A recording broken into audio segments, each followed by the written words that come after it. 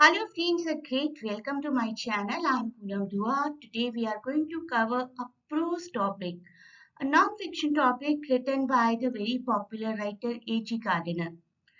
This is an important topic for Allahabad University students, but as well as important for various competitive exams and other universities too. The topic is In Defense of Ignorance.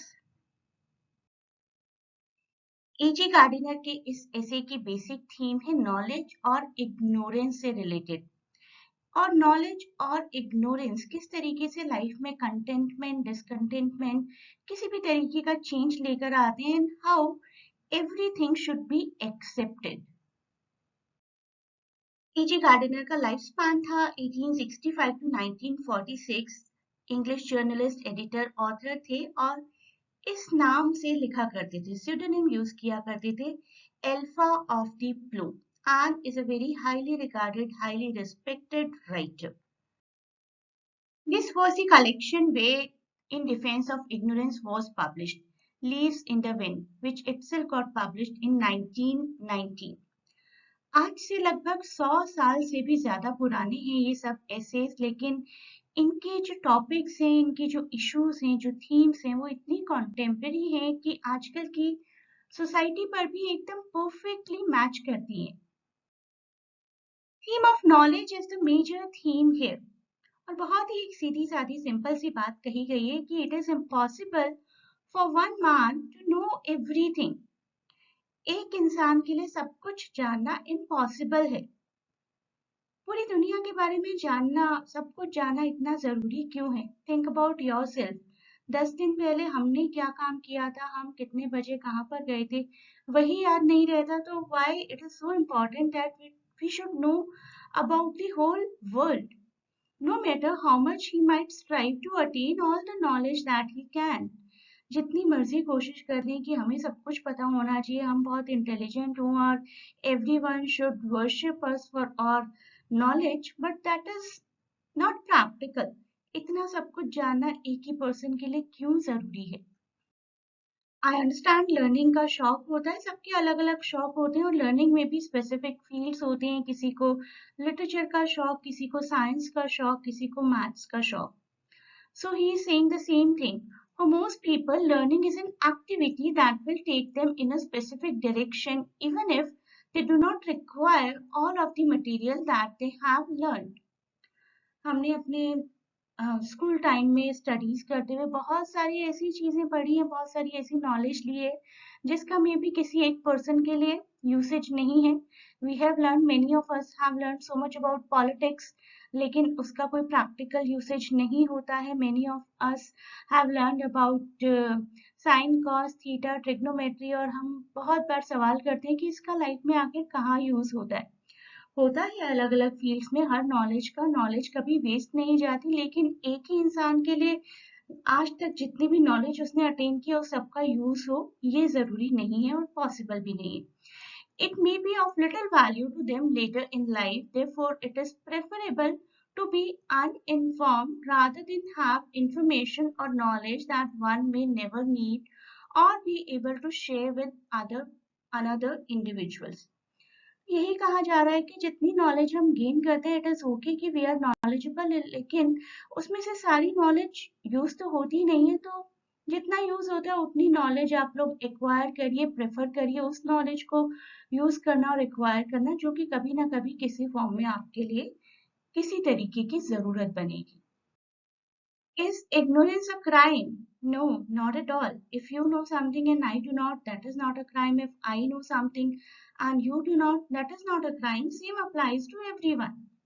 But it can make a person feel silly. कई बार ऐसा जरूर होता है कि कोई बहुत ही common topic होता है जिस पर आसपास के सब लोग सिर्फ बात कर रहे होते हैं बहुत अच्छे से डीपली, और हम सिर्फ नॉट कर रहे होते हैं, शोइंग देम कि ऐसा नहीं है कि हमें नहीं पता, हमें भी पता है, हम एटलीस्ट सर तो हिला रहे हैं अपना। As a result, the individual's pride is wounded. जब हमें लगता है कि आसपास के 10 लोगों को पता और हमें नहीं पता, तो कहीं ना कहीं एक इम्पैक्ट तो जरूर आता है। If they lack the information of others, regardless of how useless the knowledge is to an individual, चाहे वो नॉलेज बिल्कुल किसी काम की नहीं है. There is a new movie released of certain actor, we are not at all interested, but 10 people are talking about it, then we feel कि हमें भी होनी चाहिए थी ये knowledge. There are people who will acquire knowledge that they will never use, and then there are others like Gardiner, A.G. Gardiner, हमारे writer ही, इनको मत भूल जाइएगा, who are willing to confess that they do not know much. हमें ज़्यादा नहीं पता, हमें ज़्यादा जानना भी नहीं है. We are happy without extreme amount of knowledge. IQ के बारे में हम सबने सुना है. आईक्यू हाई है किसी का, आईक्यू लो है किसी का, किसी पर्टिकुलर जॉब के लिए आईक्यू टेस्ट होना है. Knowledge is frequently used to assess an individual's IQ. However, knowledge that is not applied is of little value to anyone. जाने कितनी ही नॉलेज हमने अपने स्कूल टाइम में, अपने किसी और एकेडमिक टाइम पीरियड में एक्वायर की है. मुगल्स का ही एग्जाम्पल ले लीजिए, बाबर, हुमायूं, अकबर, जहांगीर, शाहजहां, औरंगजेब. जानते हैं हम सब, पूरी सीरीज जानते हैं, लेकिन यूज क्या है उसका. It is also possible that Gardiner is implying that everyone relies on another human being to learn. Yes, that is true. Be it the pupil and the school teacher, or in Gardiner's case, the discovery that he has uprooted a tree and not his vegetables. Right? तो Gardiner कहते हैं कि pupils, school teacher सब एक दूसरे से सीखते हैं. अपरूटेड अ ट्री का मतलब है कि किसी भी चीज का डिकंस्ट्रक्शन कर देना और फिर देखना कि उसके अंदर क्या क्या है. Right, for example you open some instrument, try to see कि what are the parts, tools and all the things inside that particular instrument. And he says कि लाइफ में आप जो कुछ भी करते हैं ना, कुछ भी, there is always a lesson to be learn. He says it just depends on how useful the lesson is to the individual. Maybe a particular knowledge is of my interest but not of your interest. Many people are content to know very little about the world. हमें ज़्यादा नहीं जानना दुनिया के बारे में, हम अपनी लाइफ में खुश हैं. लेकिन on the other hand, there are some other people who are, जिनको हम bookworms भी कह सकते हैं, who consume books at all hours of the day and night in the aim of learning more about it. Gardiner is not one of these individuals, and he looks to be pleased with what little he knows and only needs to learn something new when necessary. Gardner ji कहते हैं कि मुझे नहीं जानना ज्यादा, जब जरूरत होगी अपने आप नॉलेज सामने आ जाएगी, अपने आप कुछ नया लर्न कर लेंगे. This does not imply that Gardiner is any less intelligent. अगर कोई इंसान ज्यादा नहीं जानता है, that doesn't mean कि वो पर्सन इंटेलिजेंट नहीं है, उसको शौक नहीं है ज्यादा नॉलेज रखने का, जितनी चाहिए उतनी है. Rather, it demonstrates that he is content with his existence. एक पर्सन जो बहुत ज्यादा नहीं जानना चाहता, इग्नोरेंट रहना चाहता है, इग्नोरेंस इज अ ब्लिस सुना होगा आपने, तो वो पर्सन, मुझे ऐसा लगता है कि ज्यादा खुश रहता है. जितना कम आप जाने, उतनी खुशियां ज्यादा मिलती हैं लाइफ में. Then he says, when it comes to one's convictions, there is no shame in being uneducated. क्या प्रॉब्लम है अगर कोई अनएजुकेटेड है, अपनी लाइफ खुद से जी रहा है, किसी को ट्रबल नहीं दे रहा है? What is the trouble? With the passage of time, some of world's best scholars have had their ideas disproved. It is preferable for a guy to know little and be pleased with it. एक महान इंसान थे जिन्होंने कहा पहली बार कि दुनिया गोल है, और सबने उनको पागल बोलना शुरू कर दिया. कौन थे वो इंसान? अगर आप जानते हैं तो मुझे कमेंट्स में लिखकर बताएं. तो इसी तरीके के इंसिडेंट्स हो सकते हैं अगर आप बहुत ज्यादा नॉलेजेबल हो. अगर आप डिक्शनरी सर्च करेंगे तो you will find out that tomato is not a vegetable but a fruit. Fruit की कैटेगरी में आता है.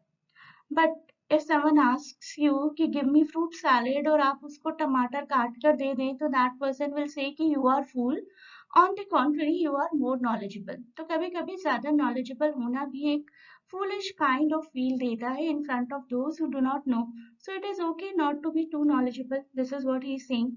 So he says if that person wants to learn more, that is fine, but it is crucial for a guy to recognize his limitations and not seek total knowledge on everything.